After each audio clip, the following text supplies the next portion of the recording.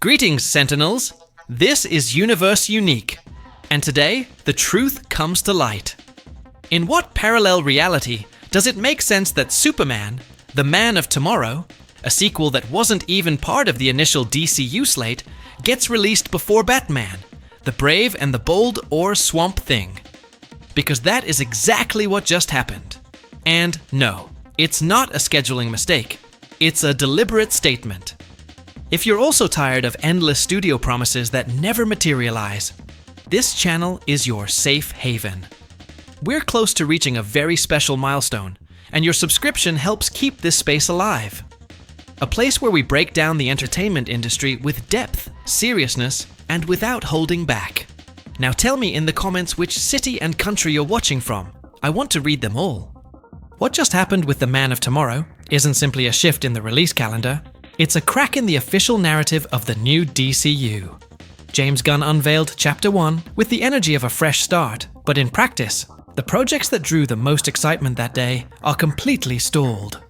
Meanwhile, two unexpected titles, Clayface and Superman 2, are not only moving forward, they already have production dates and tangible progress. That forces us to ask an uncomfortable question. What is really happening inside DC Studios? The answer may lie in something Gunn has repeated more than once, but few have truly paid attention to. It sounds good when he says, "Everything depends on the script." But what if that principle is actually reshaping the natural order of the DC universe? What if there's something more at play? If this content is keeping you connected with the hottest news and theories in the nerd universe, then don't forget the triple move. Hit like, drop a comment, and share.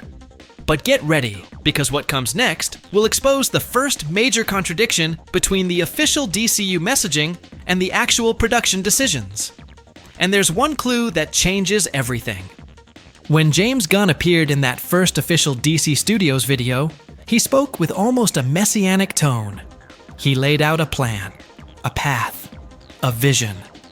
Among the titles that ignited fans' excitement were Batman, the Brave, and the Bold, with Andy Muschietti attached as director, and Swamp Thing, with James Mangold set to helm. Big names, iconic franchises, and a clear promise. This is what's coming in Chapter 1, Gods and Monsters. Remember that? But now, more than a year later, something doesn't add up. The projects that generated the loudest applause, the ones meant to lead the rebirth of the DCU, have gone completely silent.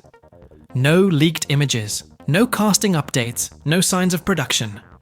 Instead, what we do have is a confirmed release window for Superman, the Man of Tomorrow, a project never even mentioned in that original presentation. And it doesn't stop there. Clayface, once little more than a rumor, is not only real, it's already in active pre-production with a release date in place. So, how do we explain this? What happened to the consistency of the slate? Was the whole thing just editorial smoke and mirrors to buy time? Gunn has hinted in later interviews that the initial announcement was partly a move forced by the studio, a way to project stability after the chaos of the pre-Gunn era. In other words, a roadmap presentation, even if some of those roads hadn't actually been built yet.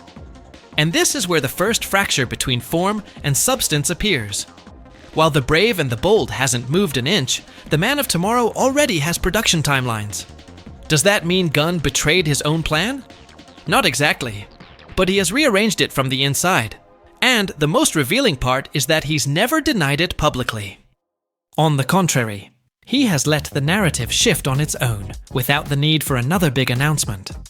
That quiet strategy might feel confusing, but it says a lot about how this new DCU will be built. Less spectacle in the form of promises, more internal decisions based on one factor alone. And that factor is what we'll look at in the next section. Because what really determines which projects move forward isn't hype. It's something far more decisive and volatile. James Gunn hasn't hidden it. In recent interviews, even during live Q&As, he has stated it plainly. In my DCU, the script is what decides. If the script isn't good, the project doesn't happen. That blunt phrase encapsulates the logic quietly reshaping the DC universe. Forget the glossy timelines filled with logos and dates stretching 5 years out. That was Marvel at its peak, when the MCU dominated cultural conversation with surgical planning. Gunn's DCU is opting for something less predictable, and far riskier, letting narrative quality dictate the pace of releases. And this isn't just an excuse to cover delays. There are concrete examples. The Authority, for instance, was announced with great fanfare, but after multiple rewrites, Gunn admitted openly, "We haven't landed on a version of the script that works, so for now, it's off the table." No spin, no smoke. If the story doesn't hold up, it doesn't move forward. As simple as that. By contrast, Clayface, a minor character for most of the general public, got the green light for exactly the opposite reason. Mike Flanagan delivered a solid idea, with a nearly finished script that Gunn read and approved immediately. No marketing campaigns, no flashy promises, just a strong text. And that was enough to move it ahead of other bigger projects announced more than a year ago. The same happened with The Man of Tomorrow. Even though it wasn't part of the official slate, this new chapter centered on Superman grew quietly behind the scenes, shaped directly by Gunn. He has said it isn't a direct sequel to Superman. Legacy, but a natural continuation of the character's arc. If that's true, it means Gunn had already mapped the progression long before unveiling any public roadmap. All of this reveals a pattern. What we're seeing isn't chaos. It's a new order, where projects move forward not by brand hierarchy, but by structural strength. And that has powerful consequences. It gives the creative team more freedom, but also injects more uncertainty for fans. Because if the script decides everything, nothing is guaranteed until the draft is locked. And yet, there is one character who has managed to anchor himself as the axis of this new universe.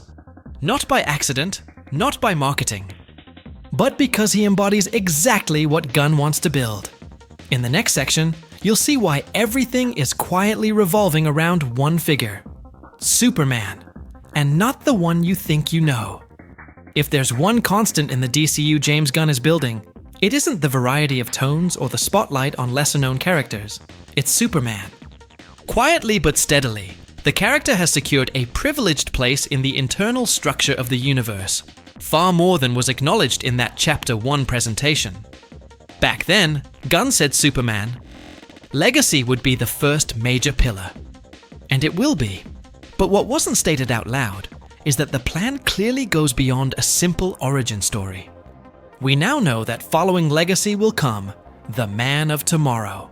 Not branded as a direct sequel, but functioning as both an emotional and narrative continuation. And between them sits Supergirl, Woman of Tomorrow. 3 productions in less than 3 years that expand the Superman core more than any other property within the DCU. This is no coincidence. Gunn is applying what Marvel lost after Endgame. The idea of building a clear axis of characters with whom audiences can form deep emotional connections. The MCU diluted itself into multiple disconnected threads without a clear guiding star. Gunn, in contrast, is betting on a recognizable, emotionally powerful center of gravity: Superman. And it's not just about producing more films. There's symbolic weight here too. In the comics, Superman represents the ideal, the founding myth, the moral compass, the vision of what humanity can aspire to be. Gunn, fully aware of that legacy, is translating it directly into his cinematic universe. What's interesting is that this strategy hasn't been marketed as such. There hasn't been a Superman event. No big spectacle. Everything has moved quietly in the background, as if it were the natural course of things. But when you line up Legacy, Supergirl, and The Man of Tomorrow, the design becomes clear. This isn't just a saga. It's the creation of a lineage. And that has direct consequences for production priorities. While other properties remain frozen due to missing scripts, scheduling issues, or creative doubts, Superman advances because Gunn doesn't just have a script. He has a vision. And the most revealing part is that, so far, no one at the studio has tried to block this concentration of focus. On the contrary, everything suggests the DCU is being built around that symbol. But there's a cost to this choice, because while Superman expands, other icons remain stuck in the shadows. And that's exactly where we're headed next. What's really happening with Batman and Swamp Thing? Why so much silence? And why you shouldn't expect those projects anytime soon? The answer has more politics behind it than you might think. Silence can be louder than any announcement. From that very first DC Studios video, the Brave and the Bold and Swamp Thing were presented as two of the most powerful proposals for the new universe. The promise was clear: a brand new Batman, integrated into the DCU and separate from Matt Reeves' Elseworlds, and a darker, more auteur-driven take on Swamp Thing from James Mangold. Two strong names, two heavy-hitting properties, two projects, stuck in neutral. With Batman, the situation is particularly sensitive. Andy Muschietti, director of The Flash, was officially attached. But since then, nothing. No casting, no script updates, no production dates. And this doesn't seem to be about creative delays alone. The real issue appears to be figuring out how to integrate this new Batman into a universe that already has Robert Pattinson established, with a sequel underway and a very distinct tone. Although James Gunn has emphasized that Reeves' The Batman exists under the Elseworlds label and won't interfere with the main DCU, the coexistence of two Dark Knights in parallel creates tension inside the studio. Not on the narrative level, but strategically. How do you launch a fresh vision of Batman when audiences are still invested in the previous one? How do you avoid fatigue when the public still associates Batman with a noir, standalone style? With Swamp Thing, the story is different, but the outcome is the same: paralysis. James Mangold is a director who works on long timelines. He proved it with Logan, and more recently with Indiana Jones and The Dial of Destiny. His version of Swamp Thing was conceived as a slower, more atmospheric tale, almost a gothic horror piece within the DCU. But so far, there hasn't even been confirmation that a script draft exists. No casting updates, no concept art, not even a tentative production window. And with a director of this caliber, that usually means one thing: there's no urgency. The studio wants the film, yes, but it doesn't need it to hold the universe together. It's more of a pocket story, a one-shot that could exist outside the main pillars without jeopardizing anything.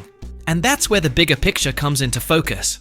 While The Brave and the Bold and Swamp Thing remain on hold, due to scheduling, tonal issues, or broader strategy, other, smaller projects with solid scripts are moving to the front of the line. Because in Gunn's DCU model, speed is no longer dictated by character importance, but by creative viability. But there's one case that breaks this logic even further. A project that not only moved fast, but started from nothing. It wasn't announced. It wasn't prioritized. Yet, it's arriving before Batman. In the next section, we'll dive into one of the most unexpected and most revealing moves of the new DCU, Clayface, the villain who slipped in through the back door and ended up leading the next phase. For years, Clayface was little more than a footnote in DC's live-action universe. Recognized mainly by longtime fans of Batman, the animated series, his presence was always stronger in comics and animation than in film or larger productions. But now, against all odds, this character has stepped directly into the spotlight. And it's not an exaggeration. His film already has the green light, a finished script, and a production window locked in. How did this happen? It all began with Mike Flanagan. The director, known for psychological horror and layered atmospheres in works like The Haunting of Hill House, came forward with an unexpected idea. He didn't intend to direct it himself. He simply wanted to tell the story. He pitched it, the script was completed, and, according to both leaks and Gunn's own comments, it was approved with minimal changes. From that point on, things moved quickly, scheduling adjustments, budget approval, and prep for production.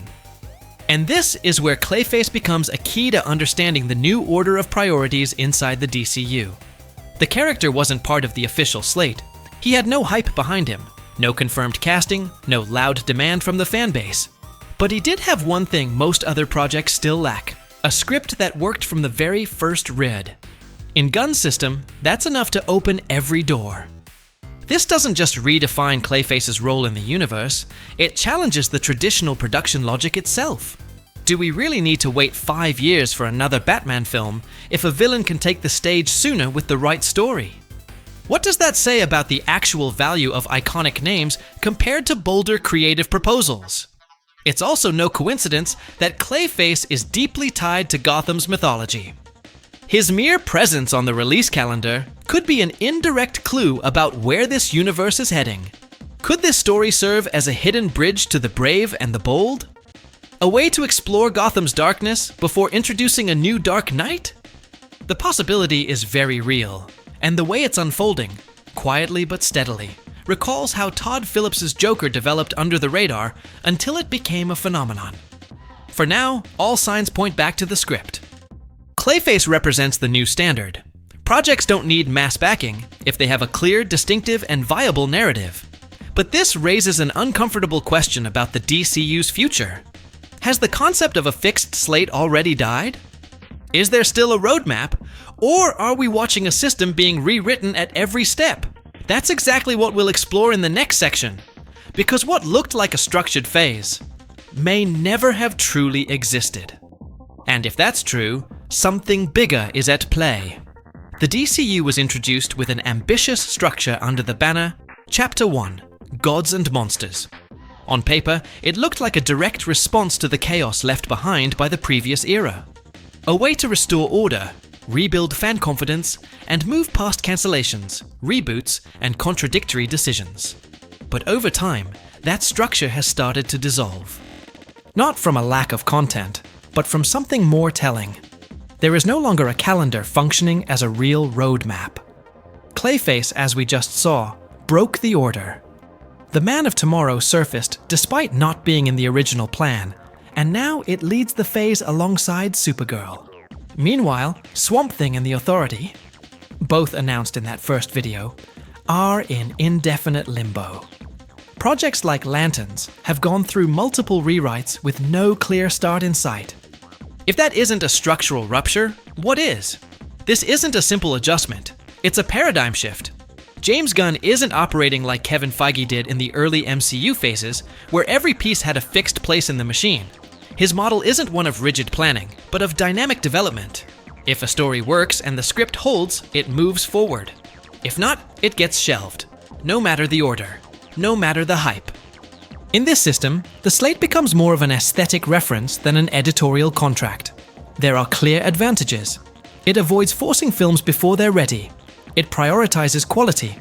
It allows the universe to breathe more organically. But it also creates uncertainty. In a system without visible hierarchies, the fanbase loses its compass.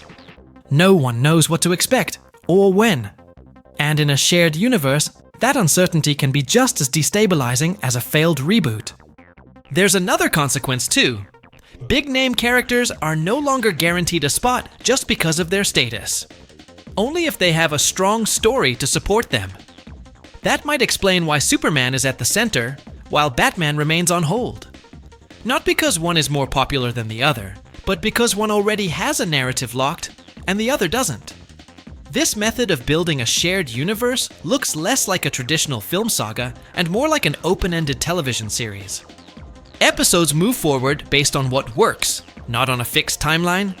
It's a risky bet, but it may also be the only viable path after so many failed attempts. Still, one final piece of this puzzle remains. Because if everything now revolves around Superman, where does that leave the rest of the DC universe? Is there a plan beyond this Superman family? That's the question that closes this section and opens the next. Because we may already be watching a new kind of DCU take shape, one built on a completely different foundation than what was first promised. And if that's the case, what comes next could change everything again. Nothing we're seeing in today's DCU release lineup looked this way 12 months ago. The Man of Tomorrow, Clayface, the sequence with Supergirl and parallel projects, all of it has emerged progressively, as if the universe were being written while in motion. This isn't closed-door planning. It's narrative in construction. And that doesn't have to be a weakness. In many ways, James Gunn is responding in real time to the realities of the industry. Director availability, the actual state of scripts, shifts in the market, and above all, fan behavior. Instead of promising a flawless master plan and then disappointing, as happened repeatedly with the old DCEU, what he's doing is building with what actually works. Piece by piece. No guarantees, but flexible. In that context, Superman naturally becomes the center of gravity. Not just because he's the most emblematic character, but because he fits best with the type of storytelling Gunn wants to promote. Stories rooted in morality, identity, and the possibility of redemption. That explains why so much is being invested in him, and why everything else seems to orbit around that core. The Man of Tomorrow isn't just a continuation. It's the consolidation of a new editorial line. A universe not imposed from above, but discovered as it's written. But this approach leaves one big question. If the DCU is going to be built on the fly, how much space is there for characters like Batman, Wonder Woman, or Green Lantern, who require complex planning, high-profile casting, and more rigid narrative frameworks? Will they be folded in later? Or will we see new reinterpretations, born not from marketing strategies, but from unexpected scripts that break through the way Clayface did? That's the gamble. A universe that moves forward according to what breathes, not what was promised. And while unstable, it may be exactly what the DCU needs to avoid repeating its past mistakes. If you've stayed with us this far, thank you. This channel is on the verge of a major milestone, and every new subscription brings us closer. Here we don't just cover news, we build community. If today's breakdown resonated with you, be part of it. Also, tell me in the comments which city, or even which country, you're watching from. I read them all. And remember, when plans collapse, stories survive. And right now, the DCU is being written out of the stories that actually work.